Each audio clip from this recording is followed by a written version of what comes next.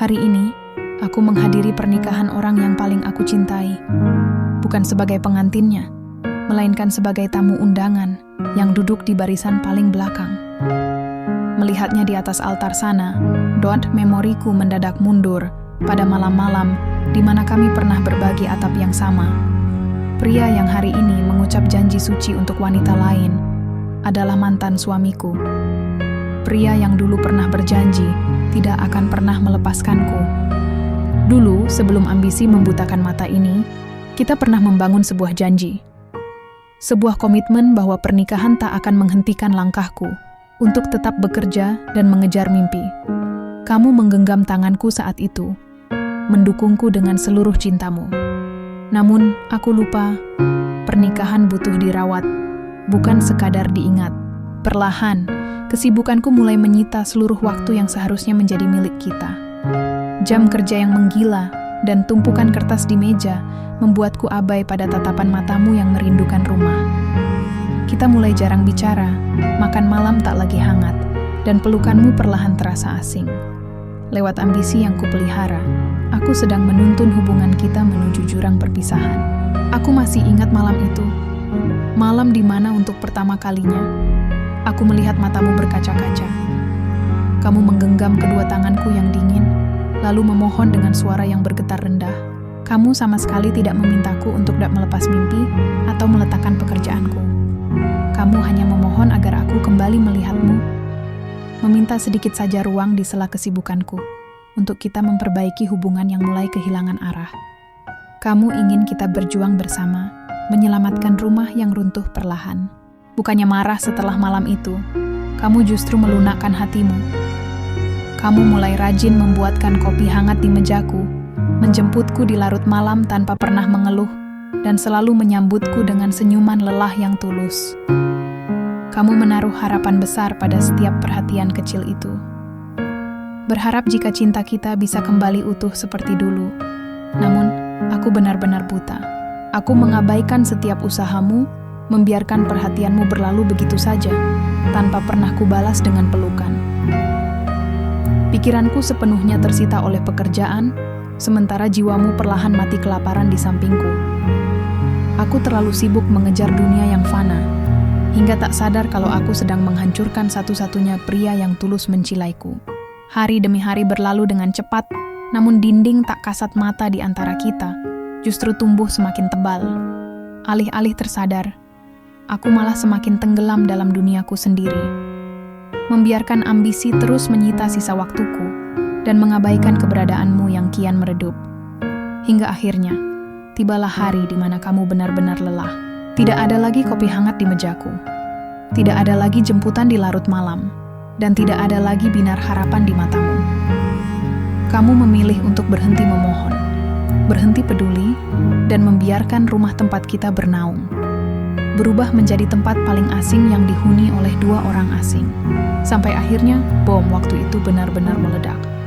Malam itu, aku pulang dengan tubuh yang teramat lelah dan kepala yang hampir pecah akibat tekanan pekerjaan. Bukannya menenangkan diri, aku malah melampiaskan seluruh kekesalan dan frustrasiku kepadamu. Ego yang telanjur menguasai isi kepalaku membuatku buta akan ketulusanmu. Saat kamu melangkah mendekat dan berusaha menenangkanku dengan lembut, aku justru menepisnya.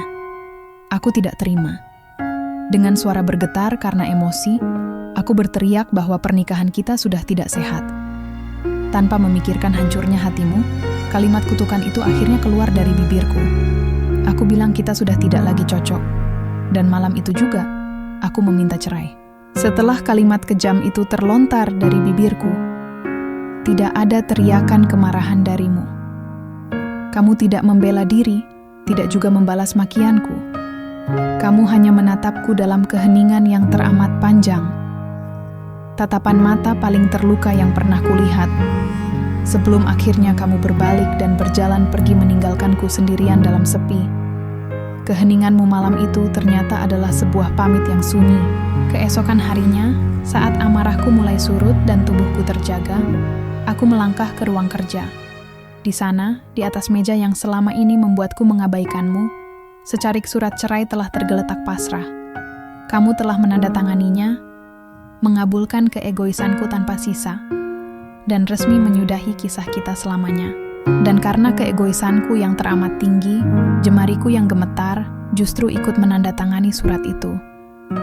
Aku menyerah pada keadaan, memilih tenggelam bersama harga diri yang semu. Padahal, jauh di dalam lubuk hatiku, aku sangat sadar kalau aku masih menyisakan rasa cinta yang teramat besar untukmu. Namun hari itu, aku sendiri yang resmi menyudahi kisah kita selamanya.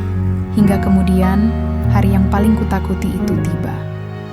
Kita bertemu di pengadilan agama, berdiri di hadapan hakim, dan resmi memutus hubungan pernikahan kita. Hari itu, ketukan palu sidang resmi mengubah status kita menjadi dua orang asing yang tidak lagi memiliki masa depan bersama. Setelah semua berlalu, dunia yang dulu begitu gila ku kejar, mendadak terasa hampa. Tekanan pekerjaan yang semakin menggila, kini harus kuhadapi sendirian, tanpa ada lagi tempat untuk berkeluh kesah. Aku hancur, tertekan, dan perlahan mati rasa. Setiap sudut rumah yang sepi terus menghakimiku, mengingatkan betapa bodohnya aku, karena telah membuang pria yang tulus mencintaiku. Hanya demi ambisi yang fana, bulan demi bulan berlalu dalam penyesalan yang membakar dada. Hingga suatu sore, sebuah paket tiba di mejaku. Jemariku gemetar saat membuka amplop mewah berwarna putih itu, dan seketika duniaku runtuh untuk kedua kalinya. Di sana tertera nama pria yang masih sangat kucintai, mengundangku untuk menyaksikan hari di mana ia akan resmi menjadi milik wanita lain. Setelah air mata ini mengering, ego yang dulu menghancurkan rumah tanggaku kini kembali bangkit. Namun kali ini bukan untuk marah, melainkan untuk menguatkan fondasi hatiku yang telah rapuh. Aku menolak untuk terlihat hancur di hadapan masa laluku. Dengan jemari yang masih bergetar, aku sengaja memilih dan menyiapkan gaun terbaik yang kupunya. Sebuah gaun hitam mewah yang megah, yang akan membungkus seluruh luka dan penyesalanku dengan rapat. Aku akan datang ke pestamu, bukan untuk mengacau, melainkan untuk berdiri tegar dan menyaksikan sendiri dan akhir dari seluruh keegoisanku. Dan sekarang, disinilah aku berada. Berdiri mematung di barisan paling belakang, terbungkus gaun hitam yang kurangkai sebagai lambang duka atas matinya cinta kita. Dari kejauhan, mataku dipaksa menyaksikan pria yang dulu pernah memohon kehangatanku, kini tersenyum begitu indah, bersanding dengan wanita lain yang berhasil memberikan rumah yang sesungguhnya.